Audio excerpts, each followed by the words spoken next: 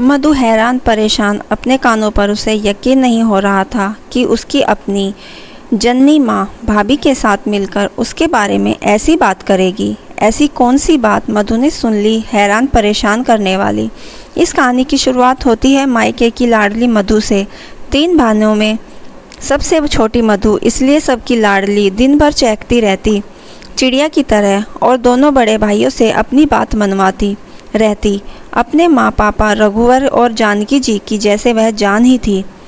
समय बीतता गया, वह पढ़ाई लिखाई करके दोनों भाई अपनी अपनी नौकरियों में लग गए। एक एक दोनों भाइयों की शादी हो गई, घर में भाभी आ गई।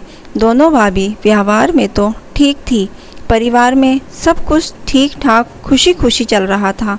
मैं अभी बीएड सेकंड ईयर में पढ़ रही थी। देखने में अच्छी भली थी। जो भी रिश्तेदार आते सब यही कहते कि मधु के लिए रिश्ता देखिए। पापा कहते अभी नहीं, बीएड कंप्लीट कर लेगी तब। क्या रघुवर जी, आप भी ज़्यादा पढ़ा लिखा कर भी क्या करेंगे, घर ही तो संभालना है ससुराल जाकर। ऐसा कैसे आपने बोल दिया श्याम बाबू, आजकल ज़माना बिना पढ़े लिखे गुजारने का नहीं है। लड़की पढ़ी लिखी रहेगी, कभी ऊंच नीच हो जाए तो उसके विपरीत का श्रृंगार बनेगी यह पढ़ाई।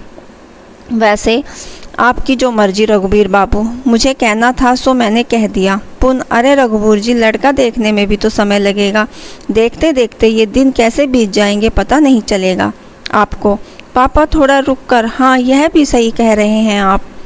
थोड़ा सहम सी जाती। अभी भी लोग ससुराल के माहौल को बहुत ही डरनुमा ही बनाते हैं, सहज नहीं। सभी हर बात में कहते ससुराल जाएगी तो सीख जाएगी, इसलिए मधु को ससुराल के नाम से डर लगने लगा था। 2 साल बाद बेहतर रिजल्ट के बाद बीए पूरी हो गई मधु की। कई जगह जाने के बाद मधु के लिए एक अच्छे वर्ग की तलाश रघुवीर जी की पूरी हो गई। आज हमारी मधु की शादी है मयंक बाबू के साथ। पेशे से बैंक मैनेजर हैं। उनके पिता सुंदर सुमन जी शिक्षक हैं। 2 छोटी बहनें हैं। मयंक जी की कुल मिलाकर सुखी संपन्न परिवार मिल रहा है हमारी मधु को। खुशी खुशी सारी रस्में शादी की पूरी होने के बाद मधु आज अपने ससुराल पहुंचती है। बहुत जोरों शोरों से उसका स्वागत किया जाता है, क्योंकि घर की वह इकलौती बहू है।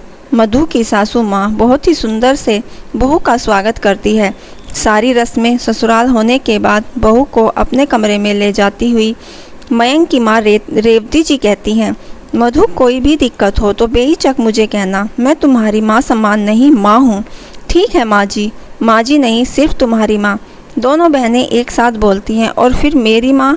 अरे तुम सब की माँ। 2 बेटी थी, अब 3 हो गई हैं। हंसते हुए कहती हैं, चलो अब मधु को आराम भी करने दो। मैं तो रहने दूंगी, आराम भैया करने देंगे तब। तो खिंचाई करते हुए मधु को हैरत हो रही थी कि यह सिर्फ मेरी सासू माँ का दिखावा है या फिर सच में मयंक जी की माँ ऐसी हैं। सभी आज तक बोलते थे कि सासू बहुत गर्म होती है, ससुराल में जीना मुश्किल कर देती हैं वगैरह वगैरह। ये तो बिल्कुल विपरीत है। हाँ बेटा। तभी मयंक बाथरूम से फ्रेश होकर आते हैं। कहाँ खो गई मेरी मधु? बस कहीं नहीं, यूं ही मयंक जी की बाहों में लिपटते हुए अपने बारे में ही सोच रही थी। क्या क्या?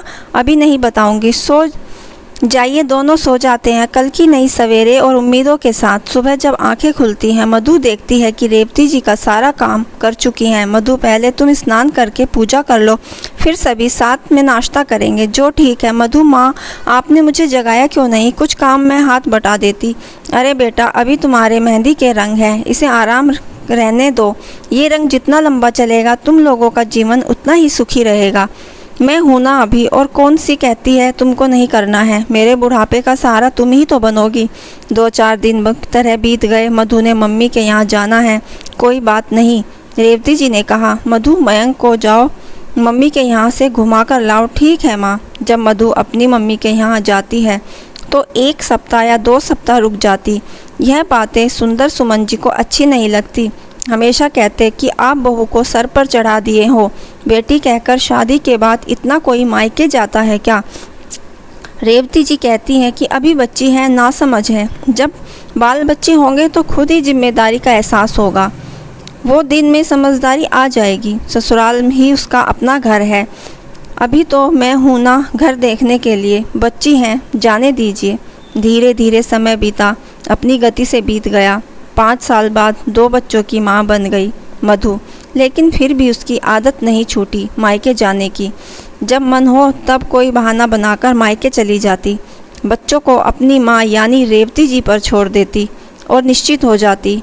इधर मायके में दोनों भाभियों को इतनी बार आना जाना अच्छा नहीं लगता था, ना ही माँ को दोनों भाभियों के बीच मधु की वजह से हमेशा अनबन अच्छी लगती थी।